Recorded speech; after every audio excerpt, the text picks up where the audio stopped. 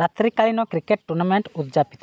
ଅନୁଗୁଳ ଜିଲ୍ଲା Athmallik block Ambasarmunda cricket club ପକ୍ଷରୁ ରାତ୍ରିକାଳୀନ 30 ସାର୍କେଲ ମ୍ୟାଚ୍ ଉଦ୍ଯାପିତ ହୋଇଯାଇଛି। ଏହା 5 ଦିନ ଧରି ଚାଲିଥିଲା ଏବଂ ଆଜି ଫାଇନାଲରେ ହଣ୍ଡପା ସହିତ ଆଠମଲ୍ଲିକ ଖେଳିଥିଲା। ହଣ୍ଡପା ଦଳ ଟସ୍ ଜିତି ବୋଲିଂର ନିଷ୍ପତ୍ତି ନେଇଥିଲା। ପ୍ରଥମେ ଆଠମଲ୍ଲିକ ବ୍ୟାଟିଂ କରି 8 ଓଭରରେ 88 ରନ୍ କରିଥିଲା। ଜବାବରେ ହଣ୍ଡପା 89 ରନ୍ କରି ବିଜୟୀ ହୋଇଥିଲା।